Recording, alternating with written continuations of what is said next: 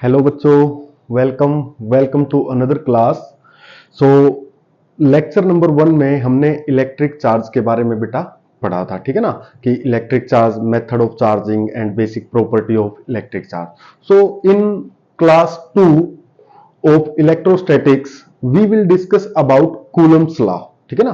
We will discuss about Coulomb's law, Coulomb's law. Okay, so next topic आपका है Coulomb's law. Coulomb's law में होता क्या है बेटा? तो कूलम्स लॉ सबसे पहले हमने लास्ट क्लास में जैसे आपको बताया था कि इलेक्ट्रिक चार्ज क्या होता है, ठीक है ना। तो जो लाइक चार्ज होते हैं वो आपस में क्या करते हैं, रिपेल करते हैं, और अनलाइक चार्ज क्या करते हैं, अट्रैक्ट करते हैं। तो कूलम्स लॉ ने क्या किया, दो लाइक चार्ज लिए, 2 पॉइंट चार्ज लिए, ठीक है ना, और उन 2 पॉइंट चार्ज के बीच में क्या निकाला, फोर्स निकाला। उन 2 पॉइंट चार्ज के बीच में क्या निकाला, फोर्स निकाला। तो चलिए सबसे पहले हम कूलम्स लॉ के अकॉर्डिंग 2 पॉइंट चार्ज लेंगे। Let us suppose this is your charge number Q1 and this is your charge number Q2, ठीक है ना। फिर कूलम्स ने क्या किया, इन दोनों चार्जेस को r डिस्टेंस पे रख दिया गया, ठीक है। और ये चार्ज कहां लिए गए बेटा, वैक्यूम के अंदर। कहां लिए गए बेटा, ये वैक्यूम के अंदर। क्लियर है? ओके, तो जब एक्सपेरिमेंटल ऑब्जर्वेशन कूलम्स ने की वो क्या थी, तो जो सबसे पहली ऑब्जर्वेशन थी कूलम्स की वो क्या थी कि जो फोर्स ऑफ अट्रैक्शन और repulsion between these two charge is directly proportional to the product of their magnitude. पहली जो एक्सपेरिमेंटल ऑब्जर्वेशन थी वो क्या थी कि जो F होता है वो डायरेक्टली प्रोपोर्शनल था Q1 और Q2 पे। यानी हम इसको कैसे लिख सकते हैं, द फोर्स ऑफ अट्रैक्शन और repulsion between two charge is between 2 point charge is directly proportional to the product of their magnitude. यानी जितना ज्यादा इन चार्जेस का मैग्नीट्यूड होगा उतना ही ज्यादा इनके बीच में क्या लगेगा, फोर्स लगेगा, ठीक है ना। फिर उसकी जो सेकंड ऑब्जर्वेशन थी, सेकंड ऑब्जर्वेशन क्या थी कि जो फोर्स था इन 2 पॉइंट चार्ज के बीच में वो इनवर्सली प्रोपोर्शनल था किसके, स्क्वायर ऑफ द डिस्टेंस। यानी चार्जेस को अगर आप दूर लेके जाओगे तो फोर्स क्या होगा, कम होगा, और अगर इनको नजदीक लेके आओगे तो फोर्स क्या लगेगा, ज्यादा लगेगा, ठीक है ना। तो सेकंड ऑब्जर्वेशन हमारी क्या थी, यहाँ पे F is inversely proportional to 1/r²। इसको बोल दिया बेटा इक्वेशन नंबर 1 और इसको बोल दिया इक्वेशन नंबर 2। क्लियर है? तो फिर हम कूलम्स ने क्या किया, इन दोनों इक्वेशन को कंबाइन किया। कूलम्स ने क्या किया, दोनों इक्वेशन को कंबाइन किया, ठीक है ना। कंबाइनिंग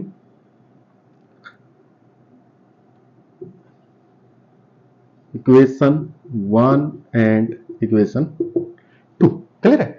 तो कंबाइन करने के बाद हमारे पास क्या आएगा, F is proportional to Q1 Q2 divide by R square. Clear है बेटा? Q1 Q के डायरेक्टली प्रोपोर्शनल मल्टीप्लाई में, R के इनवर्स है तो डिवाइड में आ गया। क्लियर है? अब यहां से नेक्स्ट स्टेप में हमें क्या करना है, इस प्रोपोर्शनल साइन को हटाना है, ठीक है ना। इसको हटाएंगे तो यहां पर क्या आ जाएगा बेटा, इक्वल टू आ जाएगा। यहां पे क्या आ जाएगा, इक्वल टू आ जाएगा, और इसके नाम का क्या आएगा, यहाँ पे एक कॉन्स्टेंट आएगा, और बाकी टर्म आपकी क्या रहेगी, एज इट इज रहेगी, Q1 Q2 by R square. यानी जो फोर्स बिटवीन 2 पॉइंट चार्ज आया अकॉर्डिंग टू कूलम्स लॉ वो क्या हुआ आपके पास, F is equal to K Q1 Q2 divide by R square. Clear है बेटा? ओके, अब हम जानते हैं कि ये K क्या है, तो इस K को बोलते हैं बेटा कांस्टेंट ऑफ प्रोपोर्शनलिटी। K क्या है यहाँ पे, कांस्टेंट ऑफ प्रोपोर्शनलिटी। और जो K की वैल्यू होती है बेटा वो किसकी इक्वल होती है, 1/4 पाई एप्सिलॉन नॉट। K की वैल्यू कितनी होती है बेटा, 1/4 पाई एप्सिलॉन नॉट। और जो ये 1/4 पाई एप्सिलॉन नॉट को जब कैलकुलेट किया जाता है तो इसकी वैल्यू कितनी आती है बेटा, 9 इंटू 10 की पावर 9 न्यूटन मीटर स्क्वायर पर कूलम का स्क्वायर, ठीक है ना। K की वैल्यू कितनी आती है, 9 इंटू 10 की पावर 9 न्यूटन मीटर स्क्वायर पर कूलम का स्क्वायर। ये यूनिट में आपको बताऊंगा अभी लेटर कि ये कैसे आई है। क्लियर है? अब यहां से एक नई टर्म इंट्रोड्यूस हो चुकी है, एप्सिलॉन नॉट। यहां से क्या है, एक नई टर्म, क्योंकि 4 कांस्टेंट नंबर है, पाई कांस्टेंट आप जानते हो ऑलरेडी, लेकिन एप्सिलॉन नॉट, एप्सिलॉन नॉट को क्या बोलते हैं बेटा, यहां पे परमिटिविटी। क्या बोलते हैं, परमिटिविटी किसकी, ऑफ फ्री स्पेस, क्योंकि हमने चार्जेस को कहां रखा, वैक्यूम के अंदर, ठीक है ना। एप्सिलॉन नॉट क्या है बेटा, यहाँ पे permittivity of free space. Clear? अब एप्सिलॉन नॉट की वैल्यू कितनी होती है बेटा, अगर आपसे वैल्यू पूछी जाती है तो आपने इसको ध्यान रखना है, वैल्यू जो होती है वो होती है आपकी 8.85 इंटू 10 की पावर -12 कूलम स्क्वायर पर न्यूटन पर मीटर का स्क्वायर, ठीक है ना।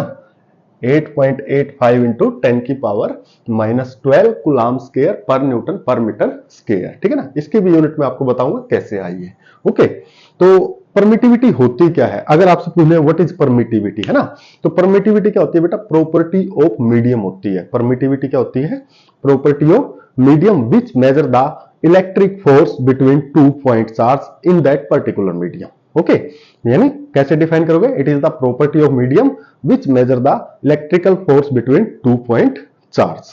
क्लियर है बेटा। ओके, अब हम बात करेंगे कि ये तो हमने जो फोर्स निकाला है वैक्यूम के अंदर, मान लेते हैं इन चार्जेस को हमने कहां रखा हुआ है, मीडियम के अंदर, ठीक है ना।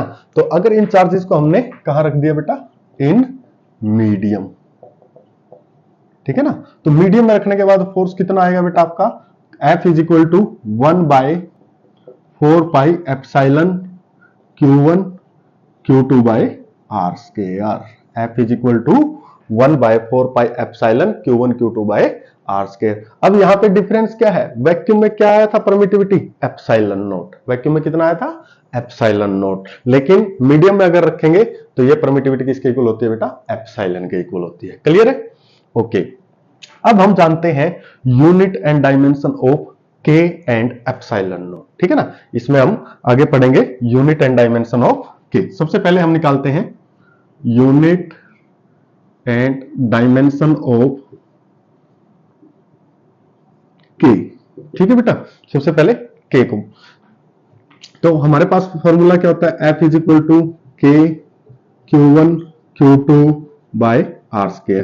के को सब्जेक्ट बनाओगे तो बेटा R ऊपर चला जाएगा F के साथ मल्टीप्लीकेशन में, और Q1 Q2 क्या हो जाएगा बेटा, डिवाइड, इज इक्वल टू क्या बचेगा आपका के, ठीक है ना। अब यहां पे मान लेते हैं कि Q1 इज इक्वल टू क्या है, Q2, और दोनों किसके इक्वल हो जाएंगे, Q के इक्वल।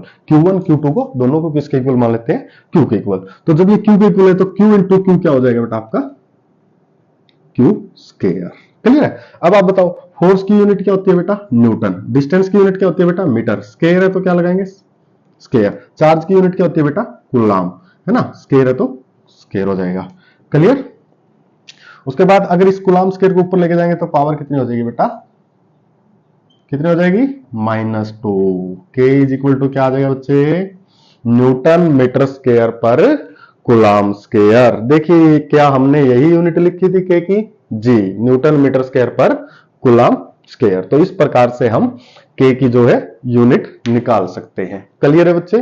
सो अब हम निकालते हैं डायमेंशन ऑफ के का डायमेंशनल फॉर्मूला। ओके,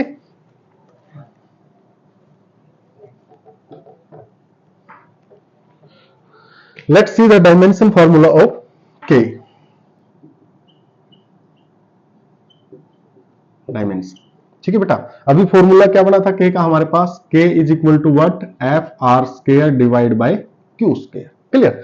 अब एक बात बताओ, क्लास 11th में आपने डायमेंशन निकाले हुए, तो फोर्स का डायमेंशन कितना होता है बेटा, एम एल टी माइनस 2, ठीक है। और आर का डायमेंशन क्या होता है, एल। स्क्वायर है तो क्या हो जाएगा बेटा, स्क्वायर, ठीक है ना। और क्यू का डायमेंशन क्या होता है बेटा, एटी। क्यू का डायमेंशन क्या होता है, 80। स्क्वायर है तो दोनों का क्या हो जाएगा, स्क्वायर हो जाएगा। दोनों का क्या हो जाएगा बेटा, स्क्वायर हो जाएगा। क्लियर। अब आप क्या करेंगे, एम एक में ही है तो एज इट इज रहेगा। क्लियर। एल यहाँ पे 1 है, यहाँ पे 2 है, तो एल कितना हो जाएगा बेटा, मल्टीप्लीकेशन में पावर ऐड हो गई। अब ये टी स्क्वायर को ऊपर लेके जाएंगे तो टी भी क्या हो जाएगा, -2। पहले से कितने है आपके पास, टी -2, तो टी की पावर कितनी हो जाएगी बेटा, -4। और ए ऊपर जाके कितना बन जाएगा बेटा, -2।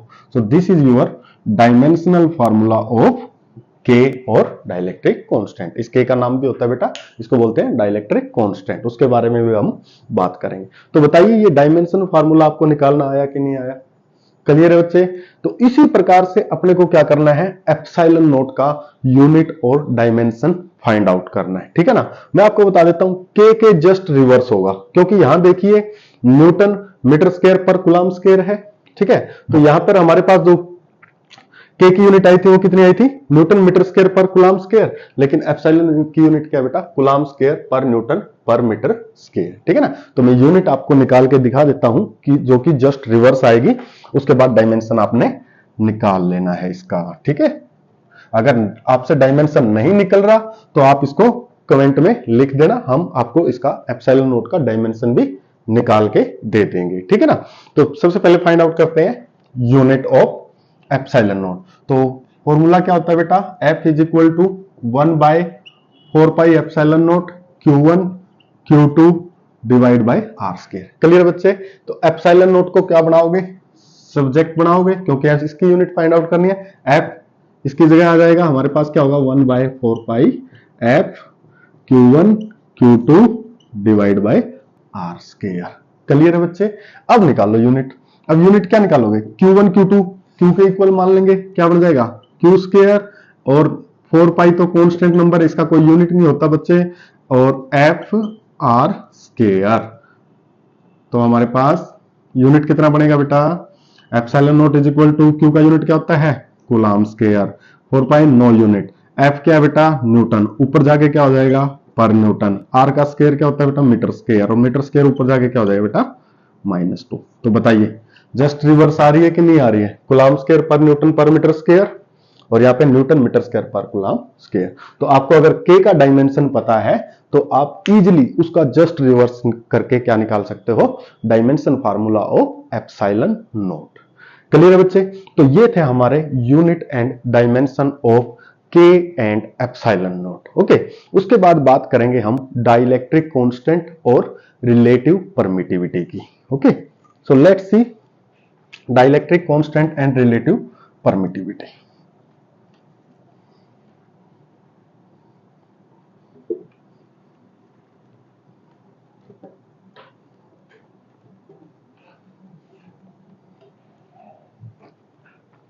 डाइलेक्ट्रिक कांस्टेंट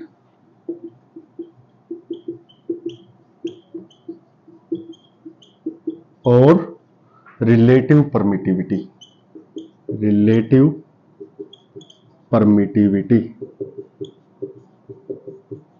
ठीक है बेटा। तो सबसे पहले तो आपको पता होना चाहिए बेटा कि डाइलेक्ट्रिक कांस्टेंट और रिलेटिव परमिटिविटी होता क्या है। तो जो ये रिलेटिव परमिटिविटी और डाइलेक्ट्रिक कांस्टेंट होता है, it is the ratio of force in vacuum to the force in medium between 2 point charge, ठीक है ना। इसकी डेफिनेशन कैसे लिखोगे, it is the ratio of force in vacuum to the force in medium between 2 point charge, ठीक है ना। तो डाइलेक्ट्रिक कांस्टेंट को हम रिप्रेजेंट करते हैं बेटा K से, और रिलेटिव परमिटिविटी को हम रिप्रेजेंट कर देते हैं एप्सिलॉन R से। तो ये किसके इक्वल होगा according to definition, F vacuum divide by F medium.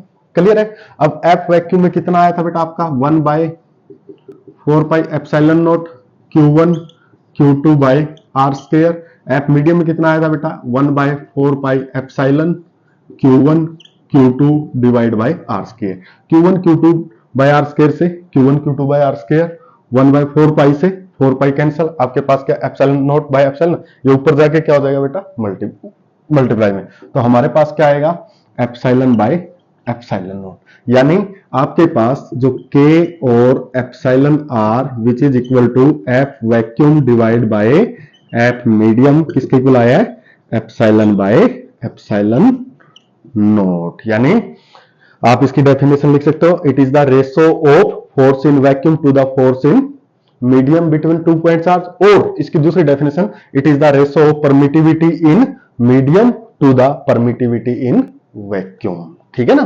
तो इस प्रकार से हम क्या है डाइलेक्ट्रिक कांस्टेंट और रिलेटिव परमिटिविटी फाइंड आउट कर सकते हैं, ठीक है ना। जो फोर्स मैक्सिमम होता है वो कहां होगा बेटा, जो ये डाइलेक्ट्रिक कांस्टेंट है इसकी जो सबसे ज्यादा वैल्यू होती है वो जो वैक्यूम में जो वैल्यू होती है बेटा वो 1 होती है, ठीक है ना। एयर में क्या होती है 1 पॉइंट समथिंग होती है, ठीक है। तो जो सबसे जो फोर्स मैक्सिमम होता है आपका, जो force is maximum in vacuum, ठीक है ना बेटा। तो फोर्स जो बिटवीन 2 पॉइंट चार्ज होगा वो मैक्सिमम कहां पर होगा बेटा वैक्यूम के अंदर होगा, ठीक है ना। मीडियम में फोर्स क्या होगा ज्यादा होगा, कम होगा, ठीक है ना। मीडियम के अंदर फोर्स क्या होगा कम होगा। क्लियर है। तो ये था हमारा डाइलेक्ट्रिक कांस्टेंट और relative permittivity. Okay, so next हम पढ़ेंगे इसके बारे में Coulomb's law in vector form. ठीक है ना। अगला जो पॉइंट हमारा है वो क्या है बेटा, Coulomb's law in vector form.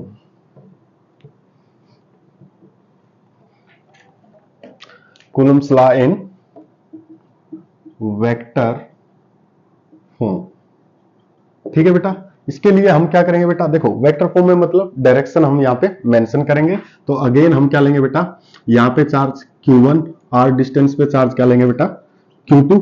इस पॉइंट को मान लेते हैं सॉरी B, और इसको मान लेते हैं A, ठीक है ना। अब एक चीज देखो, मान लेते हैं कि Q1 के ऊपर फोर्स कौन लगाएगा, Q2 लगाएगा। Q1 के ऊपर फोर्स कौन लगाएगा, Q2। दोनों पॉजिटिव है, तो दोनों पॉजिटिव एक दूसरे को क्या करेंगे, रिपेल करेंगे। क्या करेंगे, रिपेल करेंगे। तो Q1 के ऊपर फोर्स किसकी वजह से लगा, Q2। Q2 किस तरफ लगाएगा, इस तरफ, है ना। तो इसको क्या बोलेंगे, एफ ए बी, यानी फोर्स ऑन ए किसकी वजह से, बी की वजह से। एफ ए बी का मतलब क्या होता है बेटा, force on A due to B. Clear. इसी प्रकार Q2 के ऊपर फोर्स कौन लगाएगा बेटा, Q1 लगाएगा। किस डायरेक्शन में लगाएगा, इस डायरेक्शन, क्योंकि रिपेल करेगा तो इस डायरेक्शन में, ठीक है ना। तो यहां पर फोर्स कितना होगा, F B A, F B A, यानी force on B due to A. Clear है। अब हमें निकालना है F A B. Vector F A B किसके इक्वल होता है बेटा, 1/4 pi epsilon not Q1 Q2 by R square, ठीक है ना। अब यहाँ पे अपने को वेक्टर फॉर्म पढ़ रहे हैं तो क्या करना होगा, डायरेक्शन। तो अब एक बात बताइए, एफ ए बी किस डायरेक्शन में लग रहा है बेटा, नेगेटिव एक्सिस के लॉन्ग। किस डायरेक्शन में लग रहा है, नेगेटिव एक्सिस के लॉन्ग। तो यहाँ पर क्या आ जाएगा बेटा आपका, माइनस के 1/4 pi epsilon not Q1 Q2 by R square into में आर कैप। आर कैप क्या बेटा, यहाँ पे यूनिट वेक्टर, ठीक है ना, जो सिर्फ डायरेक्शन बताने के लिए यूज किया जाता है, और इसका मैग्नीट्यूड इक्वल टू 1 होता है, यानी यूनिट होता है। और इसका जो फॉर्मूला होता है, आर कैप को अगर सोल्व करके लिखना है तो वो किसके इक्वल होती है बेटा, vector R by magnitude of vector R. R cap का जो फॉर्मूला होता है, अगर आपको इसको सोल्व करके लिखना है तो vector R by magnitude of vector R, ठीक है ना। सिमिलरली आप एफ बी ए निकालोगे। सिमिलरली आप क्या निकालोगे बेटा, एफ बी ए, वो किसके इक्वल होगा बेटा। अब एफ बी ए किस डायरेक्शन में लग रहा है, along the positive x axis, है ना। तो ये किसके इक्वल हो जाएगा, 1/4 pi epsilon not Q1 Q2 by R square into में आर कैप, ठीक है ना। इसको हम नाम दे देंगे बेटा 1, और इसको नाम दे देंगे बेटा इक्वेशन नंबर 2। तो फ्रॉम जब कंबाइन करेंगे इक्वेशन 1 एंड 2 को, कंबाइनिंग इक्वेशन 1 एंड 2, तो हमारे पास क्या आएगा बेटा, F A B is equal to minus K F B A. F A B is equal to क्या आ जाएगा बेटा, माइनस के एफ बी ए। और ये क्या हो गया, for every action there is equal and opposite reaction. Class 11th में हम न्यूटन थर्ड लॉ पढ़ते हैं कि for every action there is equal and opposite reaction, यानी इसका मतलब जो कूलम्स फोर्स होता है वो किसको फॉलो करता है, Newton third law of motion, है ना। तो कूलम्स फोर्स क्या करता है, हम यहां पे लिख सकते हैं Coulomb's law follow Newton third law of motion, ठीक है ना बेटा, थर्ड लॉ ऑफ मोशन। और कूलम्स लॉ क्या फॉलो करता है बेटा, इनवर्स स्क्वायर लॉ को फॉलो करता है ना। जब हमने एक्सपेरिमेंटल ऑब्जर्वेशन लिखी थी तो वहां पे देखा था कि वो इनवर्स स्क्वायर लॉ को भी फॉलो करता है। क्लियर है। तो ये था हमारा Coulomb's law in vector form. उसके बाद अब बात करते हैं इसकी लिमिटेशन की। भाई कूलम्स लॉ की लिमिटेशन क्या है, ठीक है ना। तो लिमिटेशन देखिए एक बार,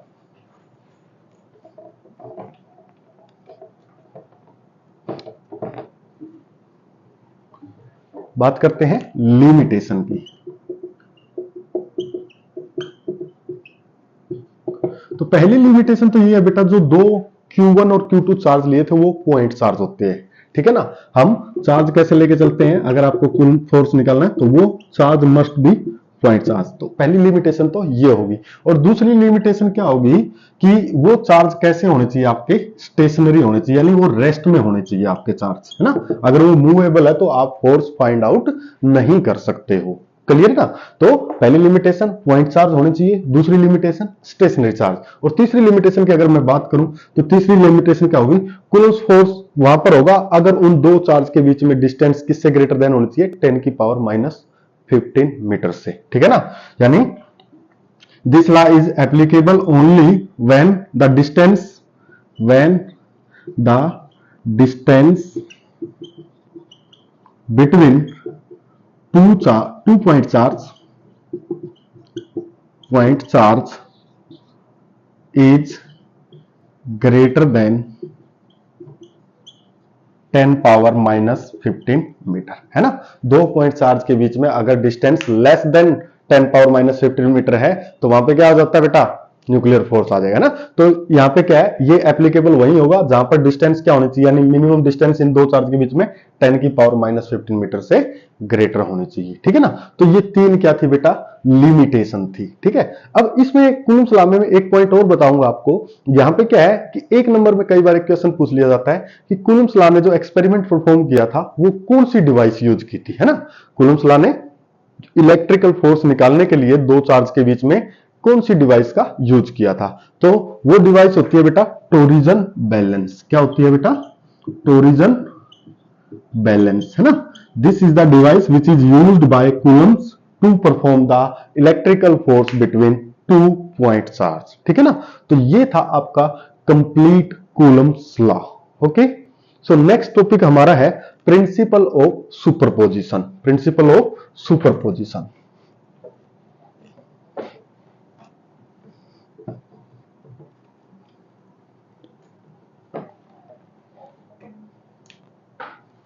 principal of superposition, principle of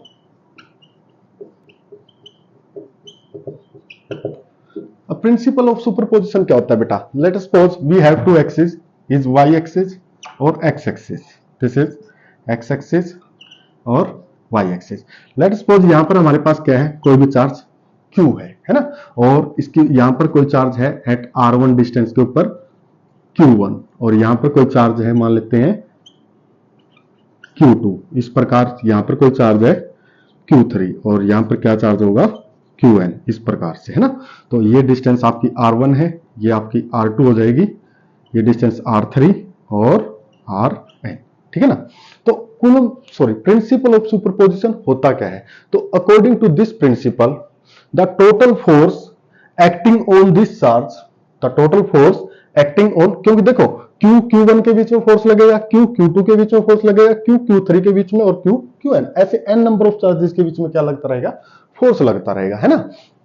तो प्रिंसिपल ऑफ सुपरपोजिशन का मतलब होता है बेटा the total force on this charge is equal to the sum vector sum, ठीक है ना। यहां पे क्या आएगा, is equal to the vector sum of all the individual charges, यानी the total force acting on a charge is equal to the vector sum of force due to all individual charges, ठीक है ना। अब जैसे Q Q1 के बीच में क्या फोर्स आएगा, F1 आ जाएगा, Q Q2 के बीच में F2, Q Q3 के बीच में F3।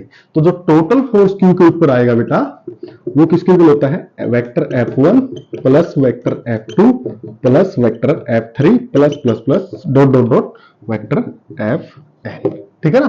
तो ये आपका क्या होता है, प्रिंसिपल ऑफ सुपरपोजिशन, ठीक है ना। तो आपने ध्यान रखना है प्रिंसिपल ऑफ सुपरपोजिशन का मतलब होता है कि टोटल जो फोर्स होता है किसी एक चार्ज के ऊपर वो किसका सम होता है, vector sum of all the individual charges present there, ठीक है ना। जितने भी इंडिविजुअल चार्जेस है उन सबका जो टोटल सम होगा वो टोटल फोर्स उस Q के ऊपर लगाएंगे, ठीक है। या हम ये भी कह सकते हैं कि Q और Q1 के बीच में जो फोर्स लग रहा है तो उसका Q2 की वजह से कोई भी इफेक्ट नहीं पड़ेगा, ठीक है ना। The force between two point charge does not affected by the presence of third charge, ठीक है ना। आप प्रिंसिपल ऑफ सुपरपोजिशन की डेफिनेशन ऐसे भी लिख सकते हो, the force between two point charge is equal to the force between two point charge does not affected by the presence of third charge, clear. तो ये आपका प्रिंसिपल ऑफ सुपरपोजिशन है, इसका डेरिवेशन करने की कोई जरूरत नहीं है। डेरिवेशन अगर कोई करना भी चाहे तो सिंपल आपने क्या करना है, 1/4 pi epsilon naught Q Q1 by R1 का स्क्वायर, ऐसे वैल्यू पुट करेंगे F2 की F3 की, फिर उनमें से 1/4 pi epsilon naught Q common आ जाएगा और Q1 बाय R1 का स्क्वायर, Q2 बाय R2 का स्क्वायर, ऐसे कॉमन निकाल के फिर हम समेशन यूज कर लेंगे।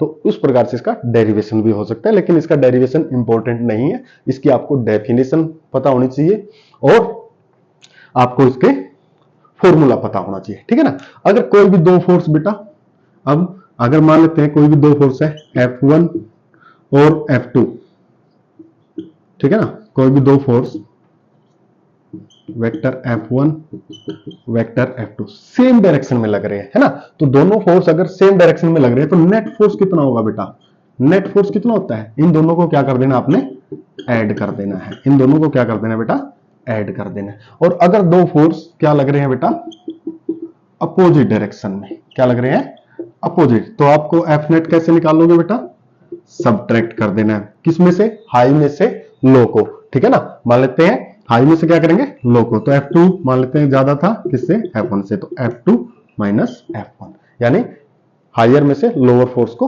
सब्ट्रैक्ट करते हैं, ठीक है। ये तो बात हुई सेम और अपोजिशन की। अगर दो फोर्स किसी एंगल पे है ना, जैसे यहां पर मान लेते हैं ये Q1 कोई एंगल थीटा बना रहा है, तो वहां पे आपने क्या लगाना है बेटा, parallelogram law of vector addition या फिर triangle law of vector addition. तो वहां पे नेट और रिजल्टेंट फोर्स निकालने के लिए आपको क्या करना है, वहां पे क्या होगा, F1 का स्क्वायर प्लस F2 का square plus 2F1 F2 cos theta. इस प्रकार से अगर दो फोर्स किसी एंगल थीटा पे लग रहे हैं और वहां पे आपको रिजल्टेंट फोर्स लगा निकालना है, तो आपको वहां पे क्या करना होगा, triangle law of vector addition या parallelogram law of vector addition का यूज करना होगा, विच इज इक्वल टू F1 का स्क्वायर प्लस F2 का square plus 2F1 F2 cos theta, ठीक है ना। और सेम डायरेक्शन में लग रहे हैं तो आपने क्या करना होगा, ऐड करना है, अपोजिट में लग रहे हैं तो आपको सब्ट्रैक्ट करना होगा। ओके, तो ये था आपका topic principal of superposition. Thank you.